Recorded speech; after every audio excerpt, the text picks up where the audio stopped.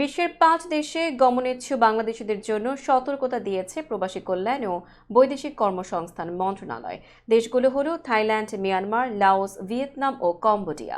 এসব দেশে গমনেচ্ছু বাংলাদেশি নাগরিকদের প্রবাসী কিছু অসাধু ব্যক্তি সেখানে গড়ে ওঠা বেশ কিছু স্ক্যাম প্রতিষ্ঠান আকর্ষণীয় বেতনে চাকরির প্রলোভন দেখিয়ে নিয়ে জিম্মি করার তথ্য মিলেছে।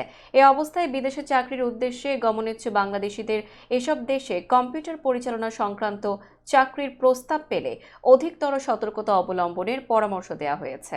মন্ত্রণালয়ের বার্তায় বলা হয়েছে, বাংলাদেশি নাগরিকদেরকে প্রবাসী কিছু অসাধু ব্যক্তি ও এসব দেশে গড়ে ওঠা বেশ কিছু স্ক্যাম প্রতিষ্ঠান computer operator, typist, call centre operator সহ বিভিন্ন পদে আকর্ষণীয় বেতনের প্রলোভন দিয়ে নিয়োগের লক্ষ্যে বিভিন্ন অনলাইন মাধ্যমে ভুয়া website, email, Facebook, WhatsApp, Telegram ইত্যাদি মাধ্যমে প্রচার কার্যক্রম বা নিয়োগ বিজ্ঞপ্তি প্রচার করছে।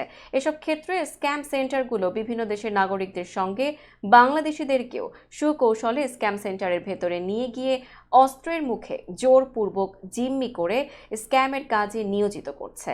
ব্যাংককে বাংলাদেশ দূতাবাস, মিয়ানমার ও কম্বোডিয়ায় গড়ে ওঠা স্ক্যাম সেন্টারগুলো থেকে মুক্তিপ্রাপ্ত বা পালিয়ে আসা বেশ কিছু বাংলাদেশিকে এরই মধ্যে দেশে ফেরত পাঠাতে সক্ষম হয়েছে। এ বিষয়ে সংশ্লিষ্ট দেশগুলোর সরকারকে প্রয়োজনীয় ব্যবস্থা নিতে অনুরোধ করা হয়েছে। এতে আরও বলা হয়েছে, এসব দেশে সাইবার স্ক্যাম নিয়ে কাজ করছে এই ধরনের এনজিও সহ সংশ্লিষ্ট প্রতিষ্ঠানগুলোর সঙ্গে থাইল্যান্ড ও মিয়ানমারের বাংলাদেশ দূতাবাস সার্বক্ষণিক যোগাযোগ রাখছে।